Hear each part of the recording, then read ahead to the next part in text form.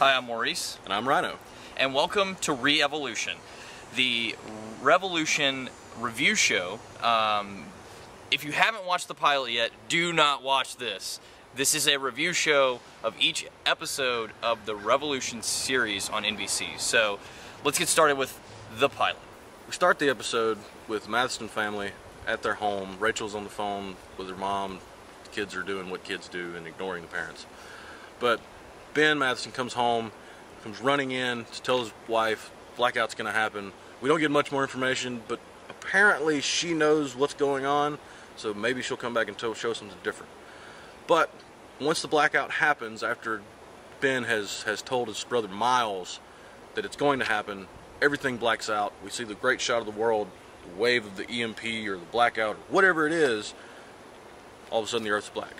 Cut to 15 years later, we're in Sylvania Estates, which is kind of a village in this post-apocalyptic dystopian society, and you see the same dad, Ben, and his daughter and son grown up. Yep, and Ben's now the leader of this little village. It's commune, if you will. Yeah. We find out not all is right in the world because the militia shows up, and Ben confronts them about why they're there. They've already paid their taxes, which taxes are crops apparently in this society, and he says he's there to find him, Ben Matheson, and his brother Miles Matheson, because General Monroe sent him personally. We have a fight with the militia because Ben is willing to go, but his friends and family are not ready to let him go with the militia because they're afraid he's not going to come back. But we have that fight. Ben gets shot, Danny gets taken, Danny's his son, and that's basically the linchpin for the story moving forward. Once we have that, they decide as a collective with his daughter Charlotte, his girlfriend, lover Maggie, who's a British doctor, and his best friend Aaron, who's the Google employee that was teaching kids earlier. Those three decide we're going to go on a quest or journey or adventure to go find Miles, his brother. Yep. Because Miles is good at killing, apparently. But we go on that journey, and while they're walking from wherever Sylvania Estates is, we wind up looking at Danny's future, or Danny's present, with the militia. He's talking to the leader of the militia, or the leader of that squad. He's trying to figure out a way to escape, but it's a 16-year-old boy's plan of escape. It's not that well thought out, but put anybody in that situation, it's going to get rough. When we see him escape, he runs into some trouble. We'll get into that in a little bit.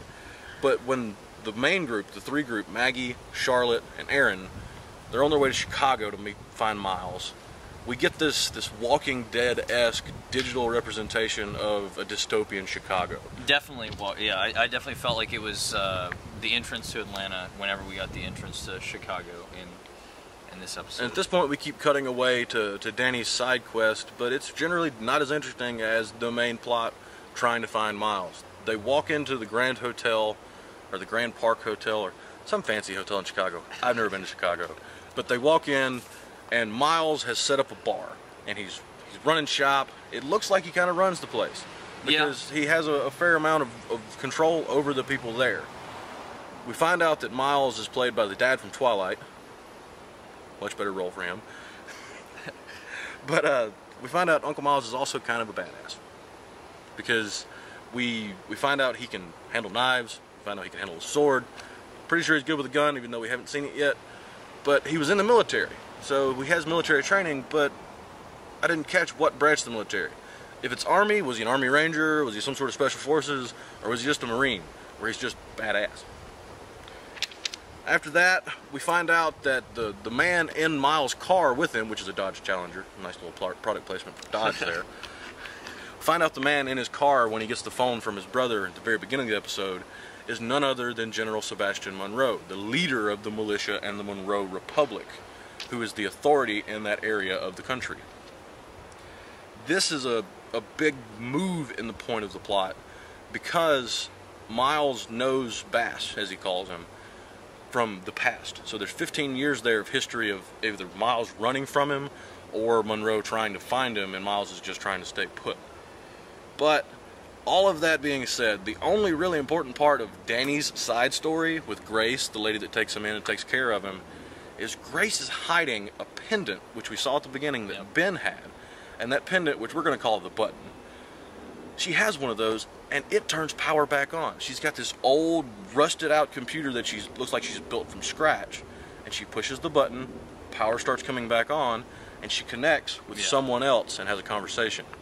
So it's kind of a J.J. Abrams quintessential lost ending of a good mystery leading up to it, and then you're done. Even still, though, it's interesting that we were already told what it did within this pilot, that it wasn't something they held from us for a long time. We saw that it was a computer program loaded in there with a USB. It's not some foreign, object.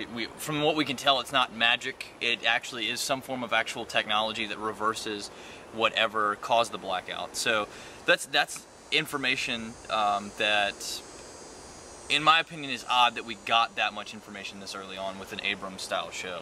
Although I think with this show, they're going to have to give us a little bit more expose in the get-go, just to get people on board, because it is a dystopian society. We've seen that before, and that's one thing we see a lot in this show, is they pull references from different dystopian genres of film and TV show, where you have the Postman-esque situations in this, you have Mad Max-esque situations, you have any kind of apocalyptic movie or TV show you can think of. They've pulled something from it and have put it all together in what is really promising as a TV show.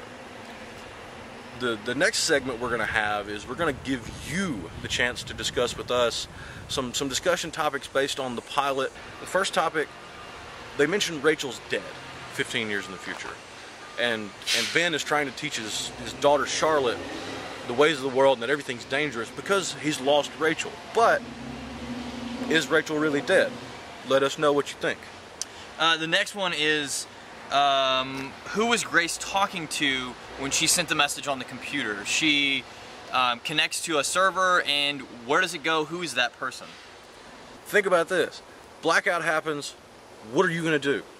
If you don't know what's going on and the power just goes out, and all of a sudden everybody's power goes out, do you leave the house? If you do, what do you take with you? What's 5 things? Give us a list of 5 things you would take with you, and you didn't know that the blackout was worldwide. You just thought it was local because everybody else had no power. Would you grab your phone? Would you grab your camera? Would you grab your laptop? Would you grab a TV?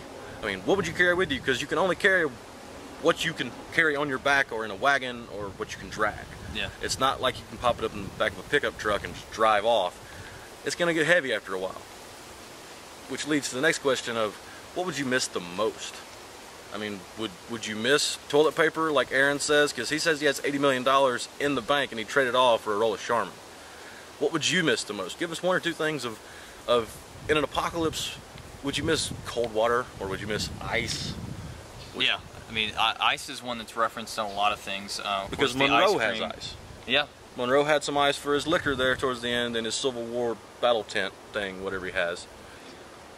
This show is going to coincide with a podcast that we're going to do, so for more detailed discussion, check out the podcast. More details come about that in the description below. That's all we have for you. We'll be doing one of these shows every week, so thank you for watching, and we'll see you next week. This is ReEvolution.